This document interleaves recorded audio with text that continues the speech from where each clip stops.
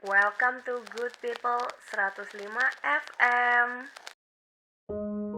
Hello good people, welcome back to Solve Horror Riddles with Ajeng. Apa kabar kalian malam ini? Pasti capek ya yang habis pulang kerja, pulang kuliah, atau pulang beraktivitas lainnya.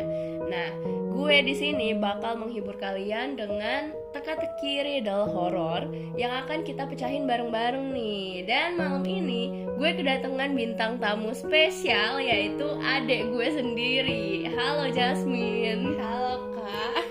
Ayo sapa good people dulu dong pada malam hari ini. Halo good people, apa kabar?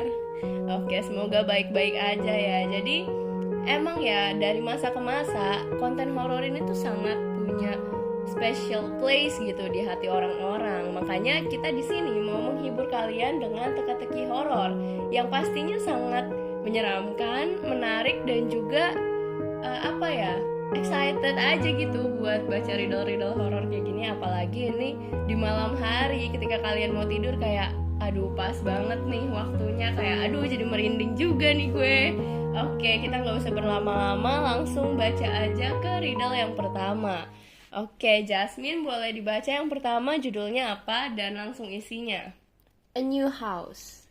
Seorang pemuda merasa sangat senang karena berhasil membeli sebuah rumah besar dengan harga yang miring. Dari pengakuan maklar yang menjualnya, pasangan suami istri yang menempati rumah ini memang memutuskan untuk pindah baru-baru ini.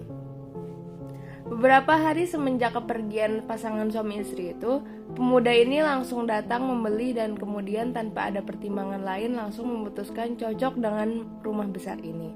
Dia pun kemudian langsung pindahan. Sembari menikmati rumah barunya, pemuda itu menatap rumah besar itu senang. Dia berdiri di halaman rumah sembari tersenyum girang. Pandangannya lalu menoleh kepada seorang gadis kecil yang kini tengah bermain dengan kubus Rubik di antara kardus barang pindahan sang pemuda yang belum dibawa masuk. Sang pemuda yang bisa melihatnya itu pun datang menghampiri. "Kau hebat juga," ujar sang pemuda. Gadis itu diam tidak bersuara. Meskipun begitu, sang pemuda menyadari sebuah senyuman. Mungkin gadis itu senang karena dipuji. Jadi dia itu baru pindah ke rumah ini. Terus ada pasangan suami istri yang ngejual rumah itu dan mereka udah pindah. Terus ada pemuda ini beli rumah ini dan langsung pindah ke situ. Itu gadis kecilnya anak dari suami istri gak sih? Ditinggal gitu? Iya, bukan orang. Bisa jadi itu alasan si suami istri pindah. Benar, itu maksudnya kalau hebat juga gimana? Oke, good people, kalian ada yang bisa nebak ini nggak sih? Kalau misalnya ada yang bisa nebak ini, boleh langsung kirim jawaban kalian di Instagram kita. Karena jujur kita agak bingung nih di sini. Atau kayaknya dia sekongkol deh sama gadis kecilnya itu. Maksudnya gimana? Iya, ini kau hebat juga. Oh my god, kayaknya gue baru ngeh deh. Mungkin gadis kecilnya ini tuh kirimannya si pemuda itu biar ngusir si suami istri, ya nggak sih? Oh iya ding, bener. Oh iya. Karena dibilang pemuda ini langsung datang membeli dan kemudian tanpa ada pertimbangan lain langsung memutuskan cocok. Iya. Berarti kan dia memang nargetin si rumah Iya. ini gitu. Kalau dari gue sih kayaknya kayak gitu ya. Iya. Oh iya bener. Oke, good people, dari riddle pertama nih kelihatannya kita berhasil memecahin ya teka-tekinya. Kita nggak tahu nih riddle kedua, ketiga dan selanjutnya. Tapi sebelum lanjut ke riddle kedua, ketiga dan seterusnya, kita harus break dulu karena kita harus minum-minum dulu nih. Oke, sebentar ya good people. Hello good people, welcome back to Solve Horror Riddles with Ajeng. Pada malam hari ini gue lagi ditemenin sama Jasmine, yaitu adik kandung gue sendiri. Jadi di segmen pertama tadi kita udah baca satu riddle horror yang sepertinya berhasil kita pecahin ya Jasmine. Iya. Sepertinya ya, walaupun kita sendiri kayak nggak tahu bener atau nggak tahu enggak. bener apa enggak, tapi ya udahlah ya. Nah, Sekarang kita akan lanjut ke riddle-riddle selanjutnya nih. Yang kedua, ada riddle berjudul Bootprint. Polisi sedang menangani sebuah kasus pemerkosaan dan pembunuhan yang terjadi kepada seorang gadis. Gadis itu ditemukan di rumahnya sendiri dengan kondisi terikat di ranjang dan sudah tidak bernyawa. Satu-satunya bukti yang didapat polisi adalah sebuah motif dari jejak telapak sepatu boots. Penyelidikan dilakukan hingga akhirnya investigasi mereka berakhir di rumah keluarga Marvin. Rumah keluarga Marvin dihuni oleh 3 orang lelaki, kakak beradik bernama Alex Marvin dan Norman Marvin, dan ayah mereka bernama Jonathan Marvin. Tanpa berniat menjelaskan kepada penghuni rumah, polisi pun meminta izin untuk melakukan penggeledahan. Dalam penggeledahan di kamar Jonathan, sang ayah, polisi menemukan obat antidepresi dengan dosis besar.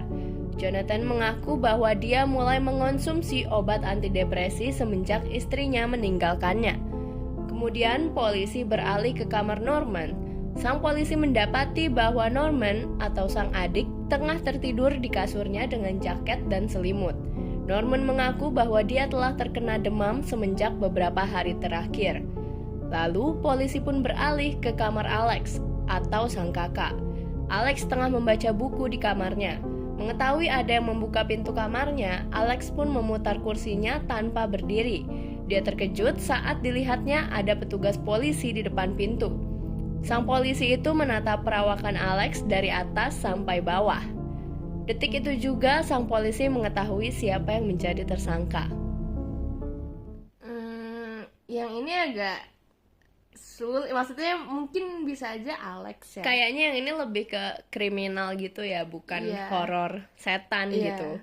Ini mungkin kalau kita pertama kali selesai baca kayak langsung Alex gitu, tapi kelihatannya bukan, karena kayaknya nggak segampang itu kan. Pasti nggak semudah itu. Gitu. Gimana good people? Untuk kalian sendiri ada yang udah kayak wah ini nih tersangkanya nggak sih? Soalnya kita belum kepikiran nih.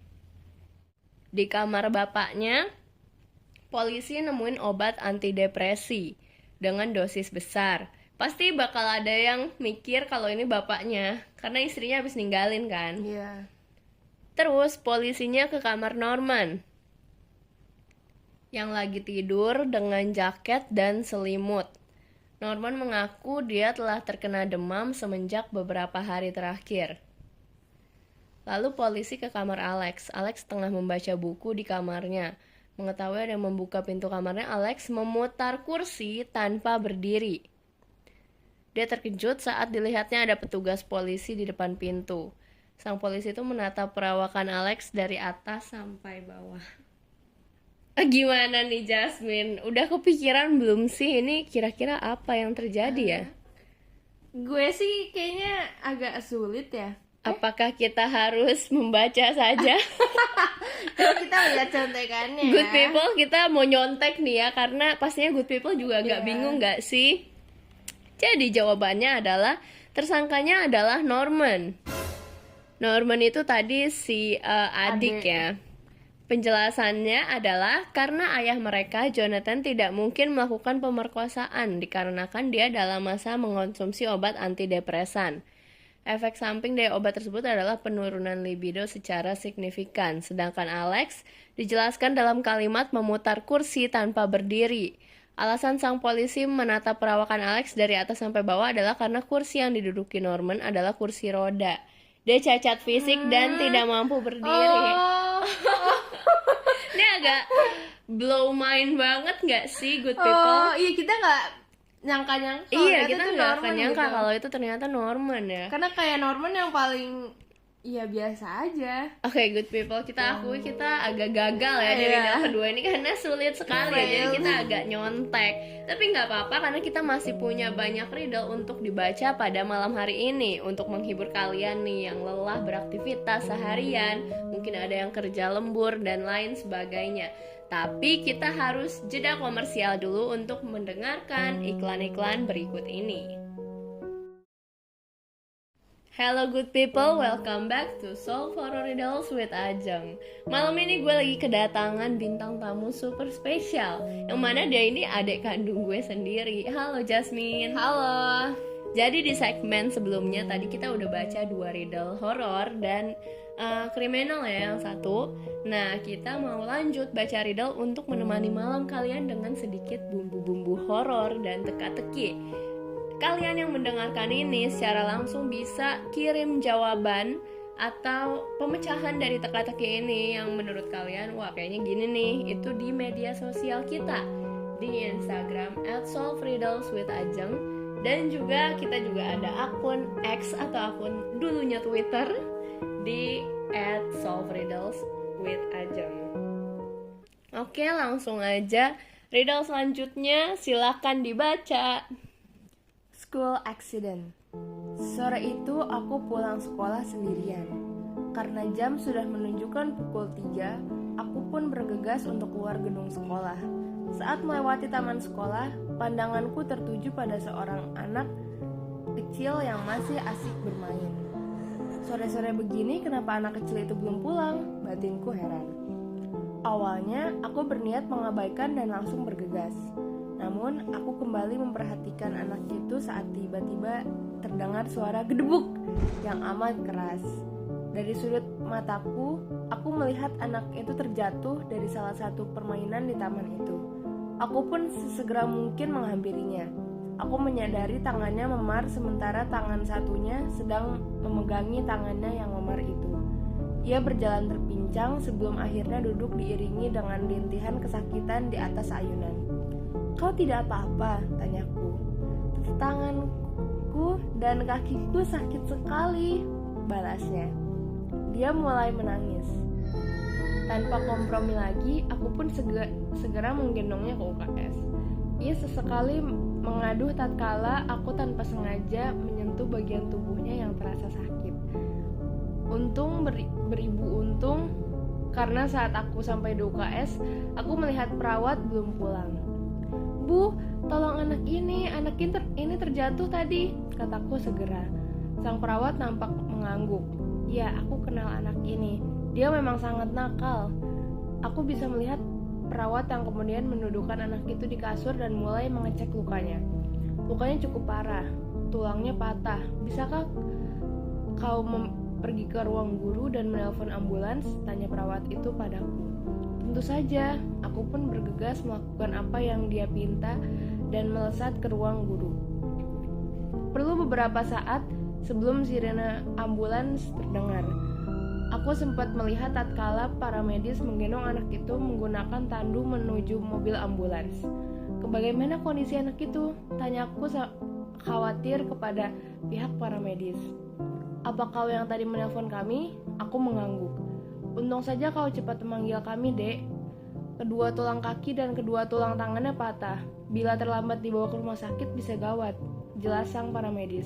Aku mengiyakan. Aku masih mematung di tempatku berdiri bahkan sampai ambulans itu berlalu pergi, sibuk dengan pikiranku sendiri. Saat aku menyadari apa yang terjadi, aku langsung bergegas pulang tanpa menoleh. Oke, jadi Yang ini agak rada susah, mungkin di perawat kali ya. iya sih, karena dari awal dia agak aneh ya. Aku kenal anak ini, dia memang sangat nakal. Coba bentar. Aku pun sesegera mungkin atau mungkin sebenarnya ini cuma memar kan. Nah, Tapi pas waktu diituin perawatnya bilang patah. tapi kan tadi perawatnya bilangnya tadi kan memar doang. Memar doang. Terus tangan satunya megangin tangan yang memar. Iya. Terus pas dicek sama para medis ambulans, dua-duanya patah semuanya gitu. Iya. Dua tangannya, dua kakinya. Kayaknya Dan tadi perawatnya bilang dia kenal anak ini sangat nakal Iya. kan. Jangan-jangan dan dia perawat itu bilang tulangnya cukup parah, tulangnya patah. Jadi mungkin perawatnya ini yang matahin. iya, karena kan tadi juga apa? Dia dengar suara gedebuk gitu kan. Iya. Coba deh kita lihat. Mungkin kita bisa lihat jawabannya. Belum terpecahkan, good people. Oke, kalau kalian punya interpretasi pikiran kalian sendiri, boleh banget kalian tulis di kolom komentar Instagram kita. Kalau gue sih ya menyimpulkannya si perawat ini yang bikin dua-duanya tulang dan kakinya ini patah gitu. Karena kan dia bilang sangat nakal kan. Iya. Oke, good people, kita langsung aja move ke riddle selanjutnya. Mungkin ini riddle terakhir kita malam ini ya, karena kita udah cukup lama juga nih nemenin malam kalian. Oke, riddle yang terakhir judulnya Kecelakaan Maut. Namaku Hanzo, umurku 15 tahun, dan aku memiliki kakak berumur 20 tahun. Kakakku sangat baik kepadaku. Dia selalu melindungiku apabila aku dalam kesulitan. Suatu hari, aku dan kakakku memutuskan untuk jalan-jalan menggunakan mobil milik ibu. Kami mengendarai mobil dengan kakakku yang menyetir. Pada saat kami melewati jalan lurus, kakakku memperbolehkan aku menyetir saat aku memintanya. Meski aku masih di bawah umur, kakakku akhirnya mengizinkannya karena dia bilang, "Ya sudahlah, sekaligus latihan menyetir."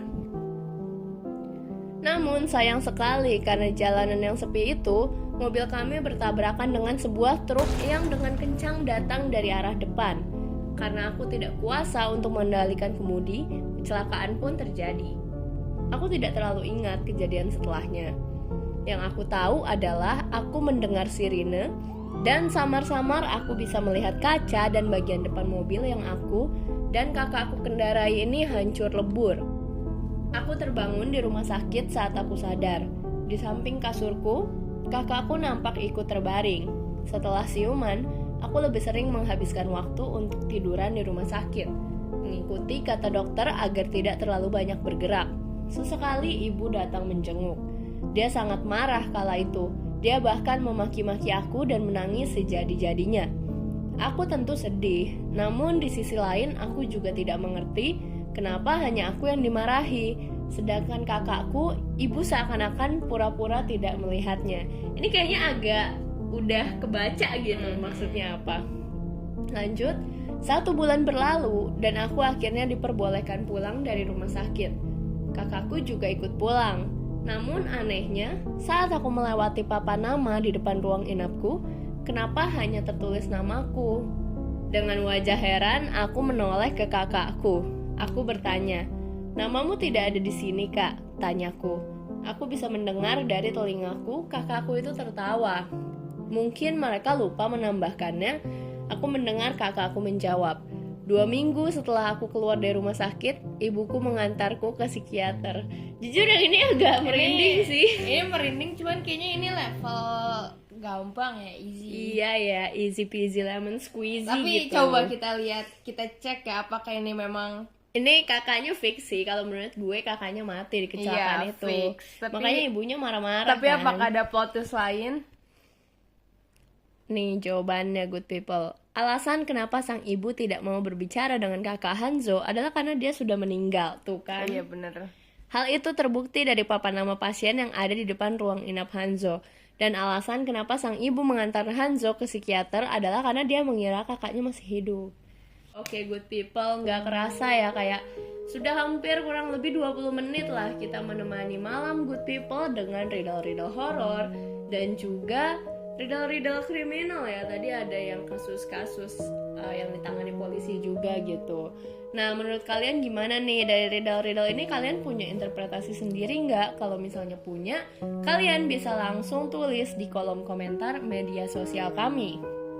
Jangan lupa untuk terus dengerin program Solve Horror Riddles with Ajeng tiap hari Kamis jam 21.00 waktu Indonesia bagian Barat. Sampai jumpa pekan depan, good people.